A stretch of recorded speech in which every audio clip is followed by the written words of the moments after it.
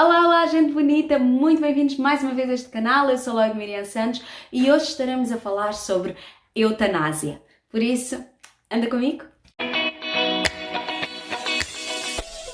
Olá, meus queridos! Muito bem-vindos mais uma vez a este canal. Eu estou muito feliz que tu estás aqui hoje comigo e eu precisava de trazer este tema. Nestes últimos dias tem-se ouvido muito falar sobre isto da eutanásia.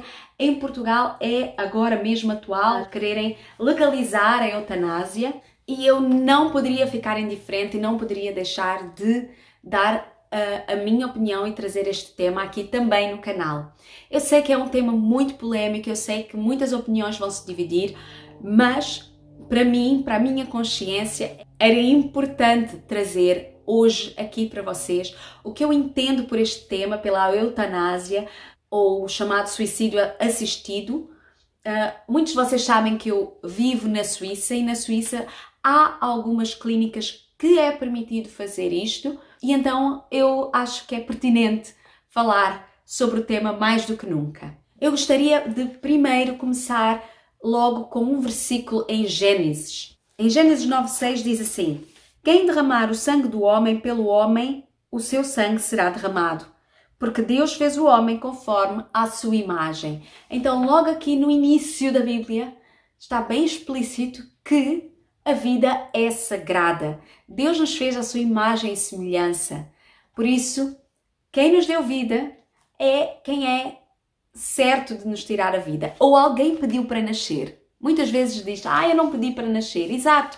Ninguém pediu para nascer. Deus nos fez e nos criou e então aquele que nos deu vida, cabe a Ele tirar a vida. Só Ele sabe quantos dias nós temos.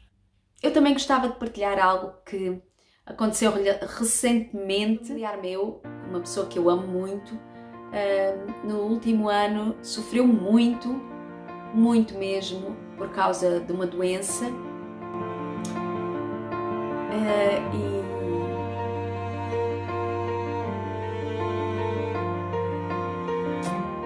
E ela foi uma guerreira até o último suspiro, nunca desistindo, nunca deixando de ter um sorriso, uma palavra afável, amigável, mesmo no meio de tanto sofrimento, de tanta dor que notava-se que ela estava a passar, mas mesmo assim ela estava feliz porque sabia que estava próximo do tempo de ir para casa, de ir para a eternidade, de ir para junto do seu Pai Celestial, para o pé de todos aqueles que já partiram antes dela.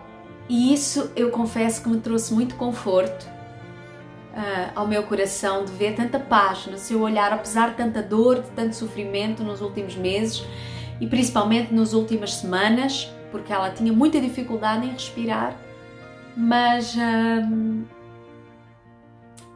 a esperança, a alegria, a certeza de que este não era o fim, isto é só uma passagem, trouxe-me muito conforto ao meu coração. Que eu entendo o que é sofrimento, eu entendo o que é ver alguém que nós amamos a sofrer com dor muitas vezes e por isso eu sou completamente a favor a cuidados paliativos e eu sei que em Portugal há muita necessidade de melhorar a nível de cuidados paliativos. Às vezes a sensação que eu tenho, posso estar a falar errado e certamente não é em todos os hospitais em Portugal, mas muitas vezes a sensação que me dá é, seja qual for a doença, que tu chegues a um hospital, eles vão te pôr a soro, seja lá o que for, eles metem soro, como se o soro fosse milagroso, sabes? Às vezes faz-me lembrar quando eu era miúda e se eu ralasse o joelho, se eu fizesse uma nódoa negra, se eu cortasse um dedo, a minha mãe punha um penso. É igual, passou. E em Portugal é a história do soro.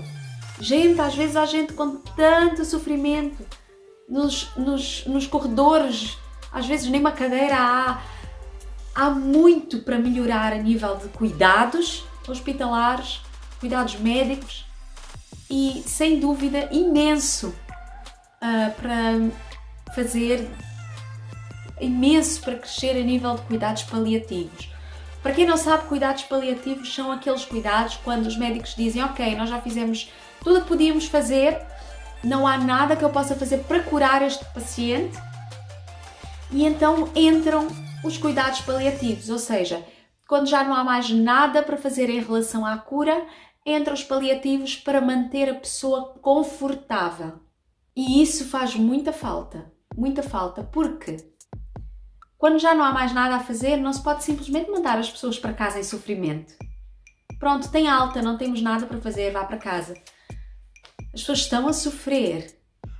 É muito importante, quanto a mim, se houver uma boa rede, um bom sistema de cuidados paliativos para cuidar das pessoas, para as pessoas não estarem em sofrimento, certamente a questão da eutanásia não seria tão falada. E cuidados paliativos não tem nada a ver com o prolongamento da vida. Atenção, eu não estou a falar em máquinas que estão a fazer com que a pessoa esteja viva artificialmente, em estado vegetativo, não é isso.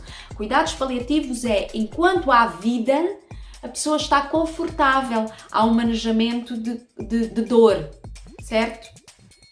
E nisso eu sou completamente a favor. Mas com a eutanásia eu não posso concordar, exatamente por este versículo que eu acabei de comentar convosco, em Gênesis. Mas se não bastasse, um pouco mais à frente, no livro de Êxodo 20:13, diz: não matarás, não é? É uma coisa bem curta, não matarás. Por isso, não matarás inclui não matarás ao outro nem a ti mesmo, certo? Eu acho que é muito simples de perceber. A vida é sagrada.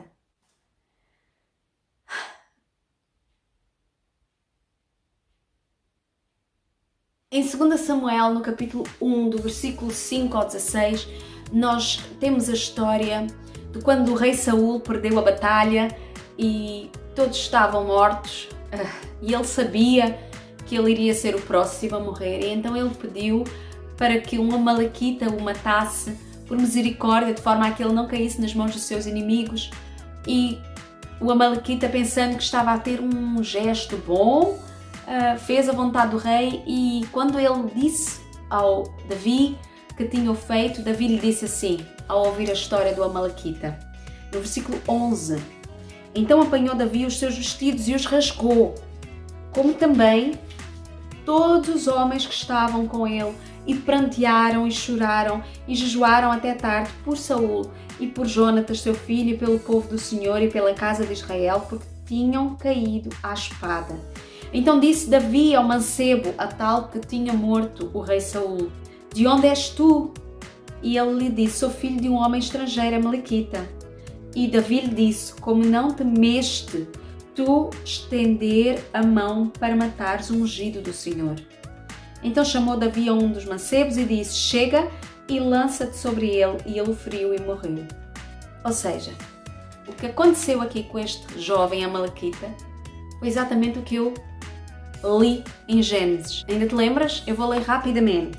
Quem derramar o sangue do homem, pelo homem o seu sangue será derramado. Então foi exatamente isto que aconteceu com este jovem, que apesar de estar cheio de boas intenções, acabou-lhe correndo muito mal a história. E por isso eu creio que a eutanásia ou o suicídio assistido, como quiserem chamar, só vai trazer maldição e não coisas boas. Aquilo que se pode pensar que não, vai ser paz, vai trazer paz, vai acabar o sofrimento. Não, não vai. Assim como um aborto nunca vai trazer paz. Hoje, dia 19 de fevereiro de 2020, venho através deste vídeo dizer que sou completamente contra a eutanásia e a favor da vida. Deus tem um propósito para tudo. Deus tem um propósito para cada dia da nossa vida.